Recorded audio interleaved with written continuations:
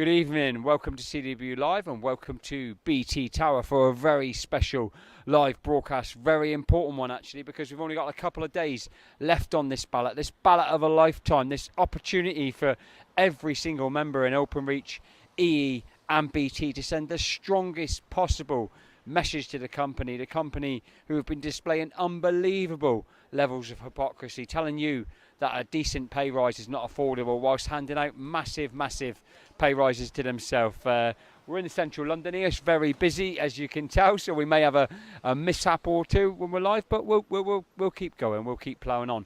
What we're going to say to you is that the front page of the Mirror last week, don't know if you saw it, but there was 2 or 3 days in a row where Philip Jansen and people just like him in business right across the UK were totally exposed.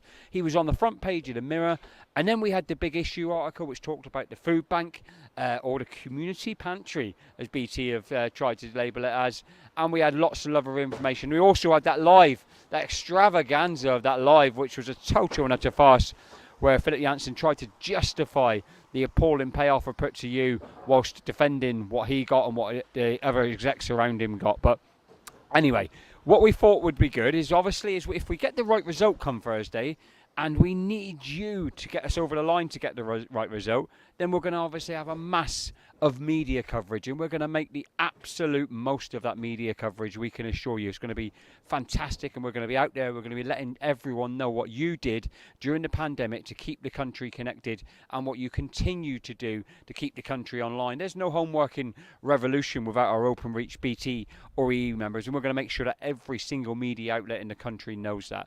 But it's important that we get information out there, and so we thought we'd write a headline or 2 at BT Tower. So you can see, hopefully it's drawing a bit of a crowd, so we've made our own couple of headlines here. Number 1, Philip Jansen, BT CEO, the geezer, telling you can't have a proper pay rise this year. 86 times the average wage of a BT worker. Just soak that in, 86 times. Also, when he's telling you a proper consolidated percentage pay rise is not on the table, he takes a 32% one for himself. So if you're thinking, if that ballot paper is at home and you haven't put a cross in it yet, then there is no fence to sit on. Get it in, get it back, because if you don't, that's what you're endorsing.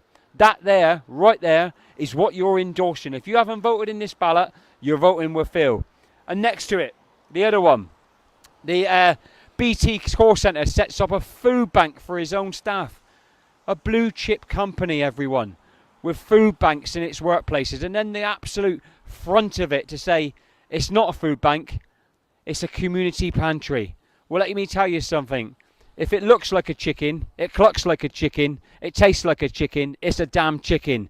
If it's a food bank, every single one of you knows what's going on here. This is BT Group, one of the richest companies in the whole of Europe, but made £1.3 billion profit, over £700 million paid out to shareholders, a £3.5 million pay packet for the CEO, and that's before we go anywhere near some of the other senior people in the company, yet tells you you're not good enough and it's not affordable to deliver you a pay rise. Listen, everybody, there isn't a fence to sit on. As I said, you've got one chance at this. If you're watching this, get off your sofa, get out of your bed, do whatever you need to do, whack an X in that ballot, whack it back in the post box, and do everything you possibly can to deliver the biggest possible turnout and yes vote in this ballot. If you do that, your union can do the rest, and your union can get you across the line and deliver you a proper pay rise. But we can't do that until you've done your bit. To everyone who has voted, thank you so much. You are doing us absolutely proud. If you can do your bit tomorrow in the workplace by convincing your colleagues, then that is fantastic as well. But this particular message goes out to those people who perhaps are undecided. You aren't undecided, because if you haven't voted, come Wednesday, when those ballot papers have to be back by, then you voted with him. That's the real thing here. There's no such thing as undecided. You're with yourself, you're with your union, you're with people who are fighting against food banks, you're with your colleagues who can't put fuel in the car, or you're with that geezer there and his multi-million-pound second home down in Devon that we visited a couple of weeks ago.